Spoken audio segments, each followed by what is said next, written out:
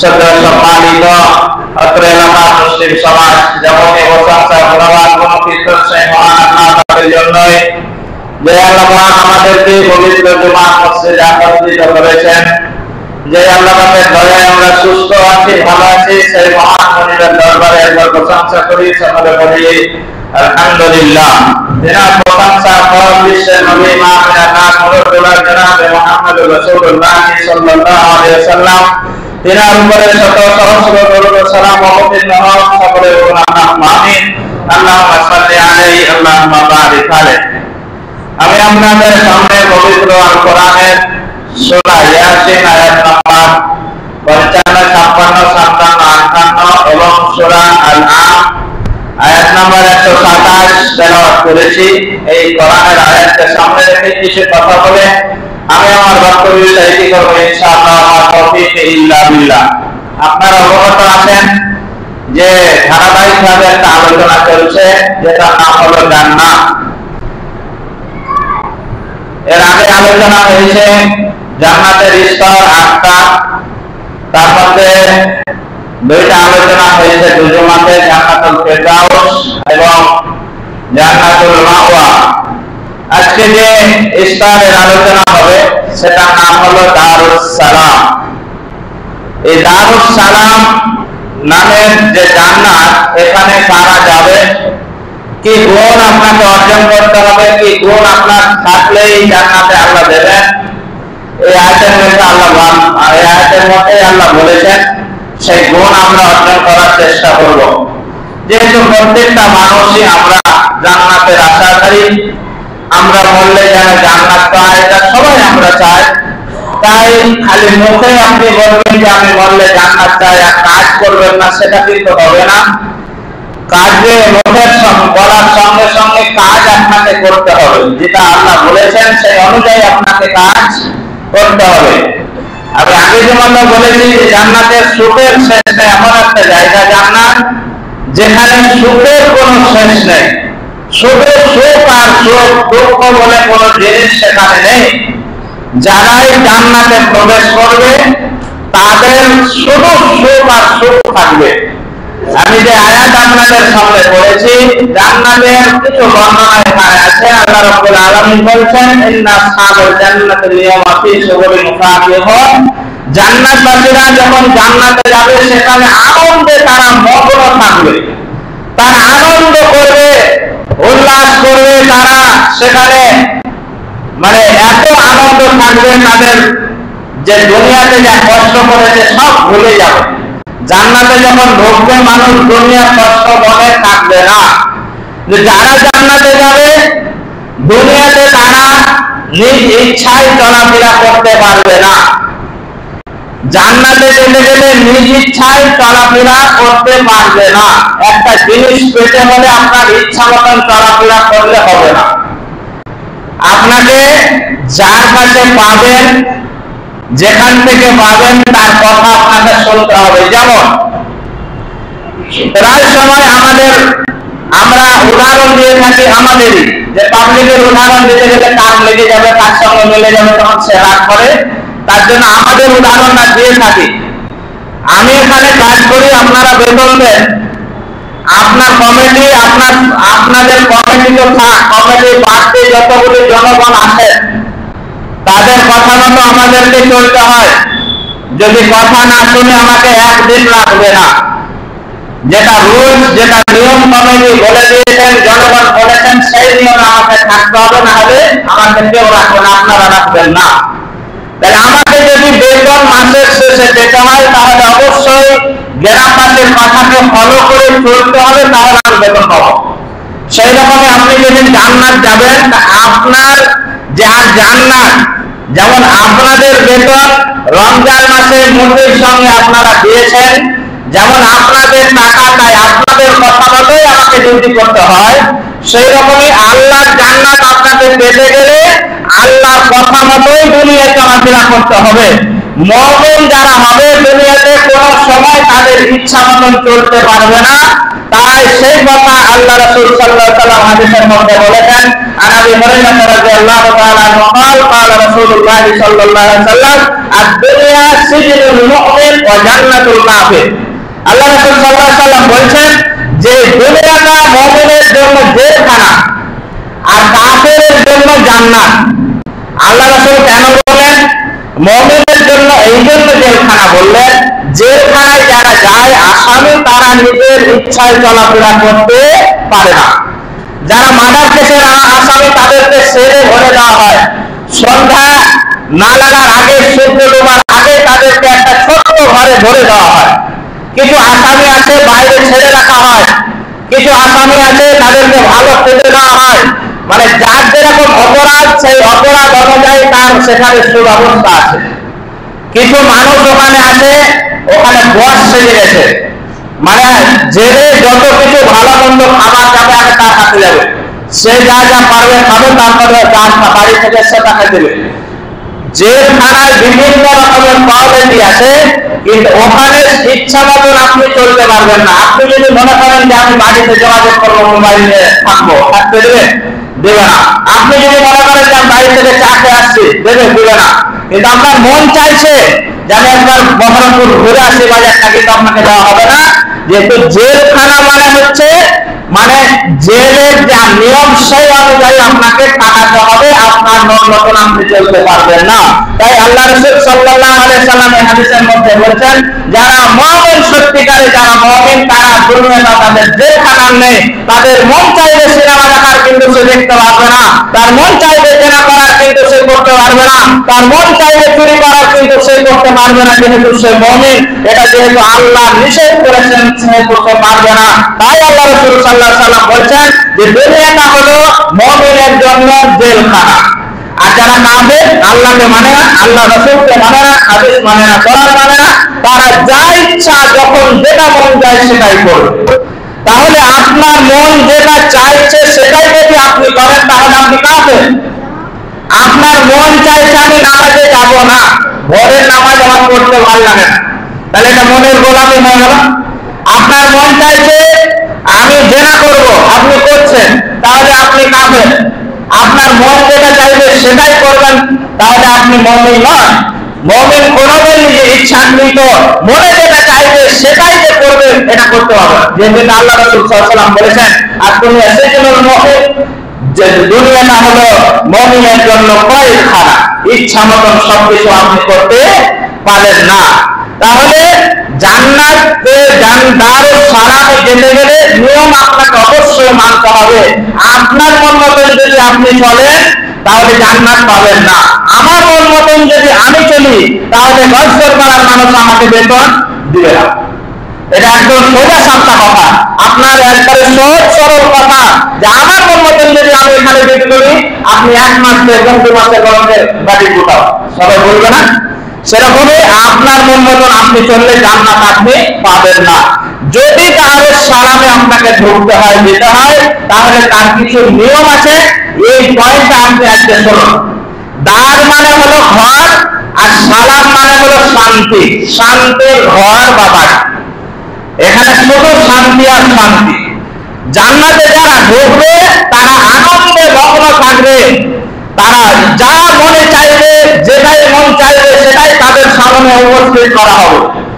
তারা নিজের স্ত্রীকে দিয়ে দোলনা খেলবে, বসে থাকবে হিলান দিয়ে, মনের চিত্রে সে গল্প করবে, কোন রকমের চিন্তা ভাবনা দুঃখ তার থাকবে না।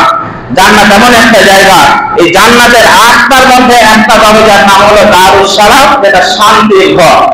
এখানে যাবে তারা, আল্লাহ রাব্বুল আলামিন বলছেন লাহুম দারুস সালাম ইনদা রাব্বিহিম ওয়া হুয়া ওয়ালিয়ুহুম বিমা কানু ইয়ামালুন।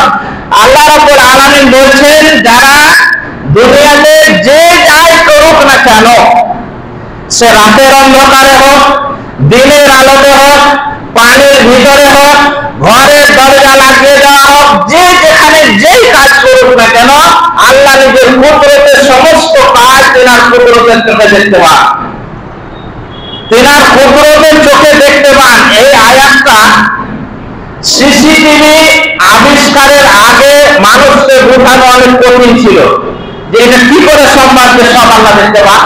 এত মানুষ, হাজার হাজার লক্ষ লক্ষ মানুষ, এই সিসিটিভি ওঠার পরে এই আয়াতটা বোঝাটা আমাদের জন্য সহজ হয়ে গেছে মানুষকে। এই যে ওই কোনাতে একটা সিসিটিভি লাগা আছে আপনাদের মসজিদে, আপনি মসজিদে ঢুকেছেন, এখন কি করছেন, কিভাবে বসে আছেন, কোন দিকে তাকাচ্ছেন, 2 মাস পর যদি সিসিটিভি খোলা হয় দেখা যাবে না? এই রেকর্ডিং হচ্ছে, এটা 2 মাস পর 4 মাস পর আপনি দেখলে ওখানে দেখতে পাবেন, কোনো অসুবিধা নেই। তাহলে সামান্য এই মানুষ তৈরি করে যে সিসিটিভিতে যদি এই রেকর্ডিং করে রাখতে পারে, তাহলে যে সিসিটিভি তৈরি করেছে যে বিজ্ঞানী, ওই বিজ্ঞানীকে যে সৃষ্টি করেছেন মহান আল্লাহ রাব্বুল আলামিন, ও আপনার নজরের বাইরে আপনি যেতে পারবেন? আপনি যেখানেই যান না কেন, আপনি আল্লাহর কুদরতের নজরে সব সময় আছেন, আপনি সব সময় আল্লাহ আপনাকে দেখতে পাচ্ছে। দেখার পরে আপনার কাজ, চলাফেরা, কথাবার্তা যদি আল্লাহর পছন্দ হয়, তাহলে আল্লাহ আপনাকে যে স্থানটা দেবেন তার নাম হলো দারুস সালাম। বলেন সুবহানাল্লাহ। তাহলে এখানে বোঝা যাচ্ছে যে আপনি 24 ঘন্টাতে যা করছেন সমস্ত কাজ আল্লাহ কিন্তু আপনার দেখতে পাচ্ছে। তাহলে আমাদের উচিত হবে আমাদের কাজ সবসময় যেন ভালো হওয়া চাই। অন্যায় কাজ যখন করতে যাবেন এই কথাটা আপনি মনে রাখবেন। কোন মানুষ যদি আজকের বক্তব্যে এই কথাটা শুধু মনে রাখে যে আল্লাহ আমাকে দেখতে পাচ্ছে, তাহলে তার অন্যায় হওয়া সম্ভব নয়।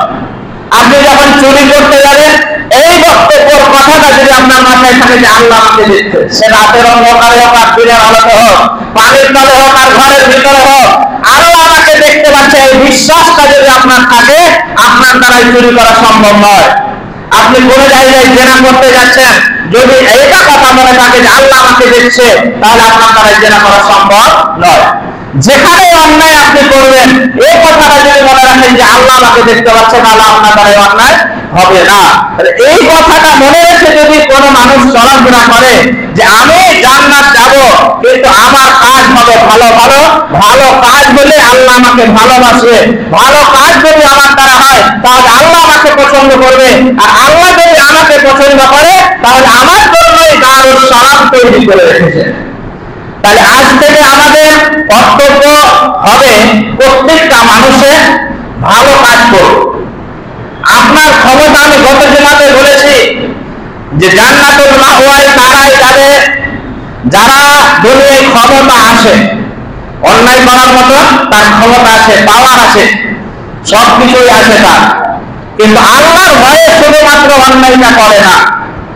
একটা মানুষকে আমি মার্ডার করবো, মেরে ফেলবো, কেউ কিছু করতে পারবে না আমার, এরকম আমার ক্ষমতা আছে, কিন্তু আমি করি না শুধুমাত্র আল্লাহর ভয়ে, যে আল্লাহ আমাকে ছাড়বে না। এই আল্লাহর ভয় যদি কোনো মানুষ অন্যায় থেকে দূরে থাকে, তাহলে এই লোকটাকে জান্নাতুল মাওয়াতে আল্লাহ রাব্বুল আলামিন দিবেন। তাহলে আপনার ক্ষমতা আছে, আপনি ভালো কাজ করেন, যার যেখানে যা ক্ষমতা আছে না ভালো কাজে লাগান। আপনি ভালো কাজে যদি লাগান তাহলে আল্লাহ খুশি হবে। দারুস সালাম আপনার জন্য অপেক্ষা করছে। এমন পাওয়ার লোক আছে, একটা হুকুমে গজগর পাড়ায় অন্যায় সব বন্ধ হয়ে যাবে, যেগুলো অন্যায় হচ্ছে। আপনি বলবেন অন্যায় কি হচ্ছে? অন্যায় হয় না, এখনো গজগর পাড়ায় লটারি চলছে, এখনো তাস খেলা, লুডো খেলা চলছে, এখনো মদ খাওয়া চলছে গজগর পাড়াতে, এখনো মানুষ আছে যদি মনে করে তো সেদের মধ্যে বন্ধ হয়ে যাবে। এই পাওয়ার যাদের আছে এই জায়গায় কাজে লাগান। এই মসজিদ বাদে পাওয়ার কাজে লেগে জাহান্নাম কিনেন না, এই জায়গায় কাজে লাগান, আল্লাহ খুশি হয়ে যাবে যে না, ওকে পাওয়ার দেওয়া হয়েছে, সঠিক জায়গায় কাজে লাগাচ্ছে। আপনার পাওয়ার আছে যেখানে একটা বিচার বসেছে, এই বিচার যদি আমি সঠিক ভাবে করি তো কিছু করতে পারবো না আমার, কিন্তু আপনি কিছু স্বার্থের বিচারকে আপনি উল্টা পাল্টা করে দিচ্ছেন। এটা কিন্তু চরম অন্যায়। আপনি পাওয়ারের অসৎ ব্যবহার করছেন। কাল কিয়ামতের মাঠে আল্লাহ রাব্বুল আলামিন হাদিসের মধ্যে বলেছেন, ইমামুন আদিলুন, 7 শ্রেণীর লোককে আরশের ছায়ার তলে দেওয়া হবে। তার মধ্যে হলো ন্যায় ইনসাফ বিচারক, ন্যায় ইনসাফ নেতা। ন্যায় ইনসাফ যদি আপনি করতে পারেন দুনিয়াতে, কিয়ামতের মাঠে আরশের লাইনে আপনাকে ডাক দেওয়া হবে, ঢুকে যাওয়া হয়। কিন্তু দেখা যায় দুনিয়াতে বিচার করতে গিয়ে মানুষ স্বার্থ খুঁজে, এটা কার ছেলে, ওটা কার বংশের, ওটা কে, ওকে এইভাবে এই বিচার করলে সে খুশি হবে, আমি কিছু টাকা পাবো। এইরকম ভাবে বিচারগুলো সঠিক হচ্ছে না। যখন আপনার পাওয়ার থাকার পরেও আপনি ইনসাফ করতে পারবেন না, তাহলে জান্নাত আপনার জন্য হারাম। কিয়ামতের মাঠে আরশের নিচে আপনাকে ধরতে দেওয়া হবে না। অতএব আপনার পাওয়ার আছে, আপনি সঠিক কাজে লাগান। আপনি দেখবেন যে আমি যে কাজটা করতে চলেছি এটা আমার পাওয়ারের ফলে হচ্ছে, কিন্তু এটা ভালো কাজ হচ্ছে। জানবেন যে আল্লাহ আপনার কাজের খুশি হয়ে দারুস সালাম আপনার জন্য রিজার্ভ করে দিবেন। তাহলে আমরা সবাই যেতে চাই জান্নাতে, কিন্তু কর্ম আমরা করতে চাই না। আমরা ইনসাফ করতে শিখি, যার যেরকম যোগ্যতা আছে সেই অনুযায়ী তাকে সম্মান আপনি করুন। আপনার যে রকম যোগ্যতা তাকে সেই রকম সম্মান দিতে শিখুন। আপনার পাওয়া আছে তাই বলে একটা সম্মানী লোককে আপনি অসম্মান করছেন। দুনিয়াতে হয়তো আপনার পাওয়ার নিয়ে আপনি কাজ করে দিলেন, দুনিয়াতে আপনি বাবা পেয়ে দিলেন, কিন্তু আখিরাতে ছাড় পাওয়া হবে না। এই পাওয়ার সম্পর্কে জিজ্ঞেস করা হবে, আপনার ক্ষমতা সম্পর্কে জিজ্ঞেস করা হবে। আপনাকে আমি জান্নাতে ঢোকাতে চাই, তাই হয়তো কথাগুলো তুলে নিয়ে আসছি। আপনার দ্বারাই যেন এইভাবে অন্যায় না হয়। ইমামুল আদিলের কথা যেহেতু বলা হয়েছে, আপনি এমন বিচার করবেন না, এমন ইনসাফ করবেন না যে আপনার বিচারের কারণে কোনো মানুষ ইনসাফ বিচার পায় না। তাহলে কিয়ামতের মাঠে এই বিচার আবার হবে এবং আপনার নামে সেদিন মামলা হবে। তাহলে দারুস সালাম যেতে গেলে আপনাকে ভালো ভালো কাজ করতে হবে। সমাজে দেখে আপনার কোন জায়গায় ভালো কাজ দরকার, কোনখানে অন্যায় হচ্ছে সেটা বন্ধ করুন। যেখানে ভালো কাজ দরকার, একটা গরিব মানুষকে আপনি সহযোগিতা করুন। আপনি মানুষকে ভালোবাসুন, কোন মানুষ অসুবিধায় পড়েছে আপনি তাকে সহযোগিতা করুন। ভালো কাজ কোনটা প্রত্যেকটা মানুষ আমরা জানি। যারা আমরা বিবেকবান লোক, যারা পাগল নয়, যাদের বিবেক আছে, কমন সেন্স আছে, তারা আমরা সবাই জানি যে কোন কাজটা ভালো।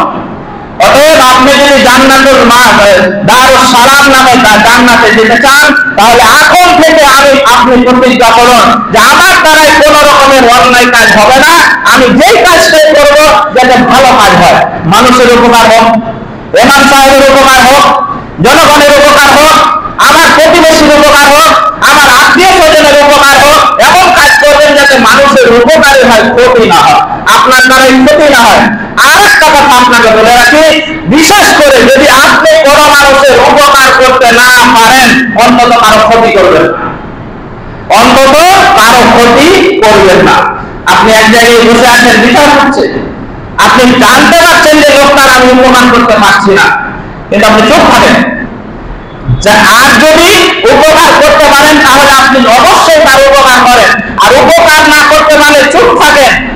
এমন না হয়ে যায় যে লোকটার একটা উপকার হচ্ছে, আপনার কথার কারণে সেই লোকটা উপকার থেকে বঞ্চিত হয়ে গেল, তাহলে আপনি কিন্তু কিয়ামতের মাঠে ধরা পাবেন।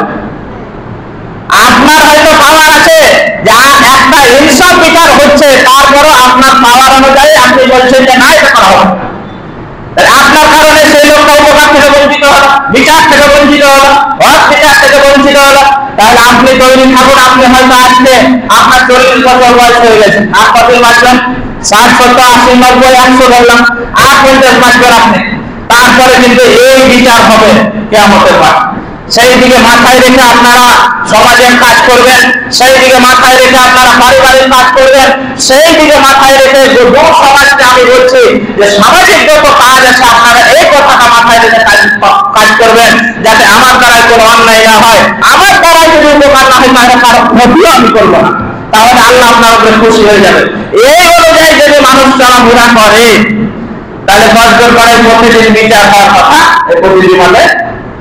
প্রতি জুমাতে বিচার আসে, 2-3টা করে প্রতি জুমায় বসে বসে ওয়াই করে। আপনার মাথায় ঢুকছে না? আপনার মাথায় গোবর ঢুকে আছে না? আপনার মাথায় এই পুকুরে পেশাব করে দিয়েছে?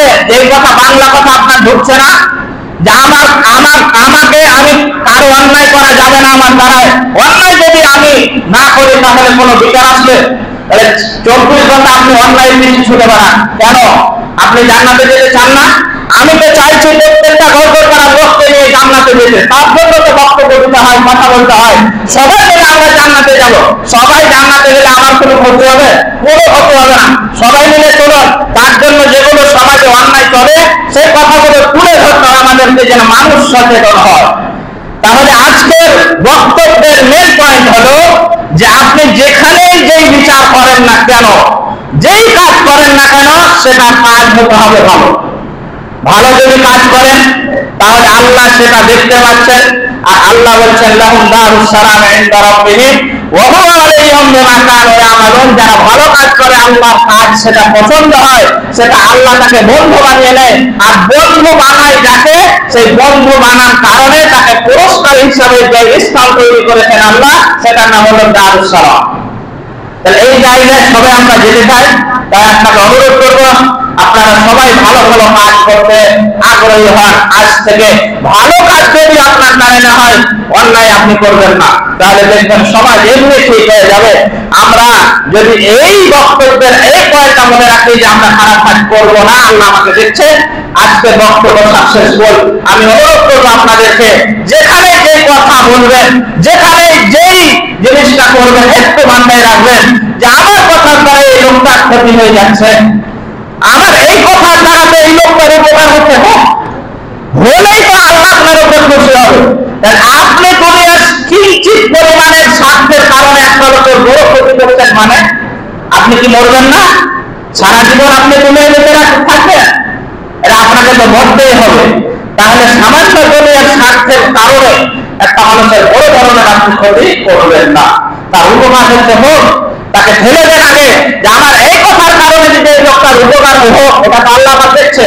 এই কাজের জন্য যদি আল্লাহ আপনার উপর খুশি হয়ে যায়, তাহলেই তো আপনার জন্য দারুস সালাম আল্লাহ রেডি রেখেছেন। আমি আল্লাহর কাছে দোয়া করব, আল্লাহ যেন আমাদের প্রত্যেকটা মানুষকে জান্নাত যাওয়ার তৌফিক দান করেন। সকলে বলুন আল্লাহুম্মা আমিন। আল্লাহ আমরা যেন ভালো ভালো কাজ করতে পারি, অন্যায় কাজ থেকে দূরে সরে থাকতে পারি, আল্লাহ যেন তার তৌফিক দান করেন। সকলে বলুন আল্লাহুম্মা আমিন।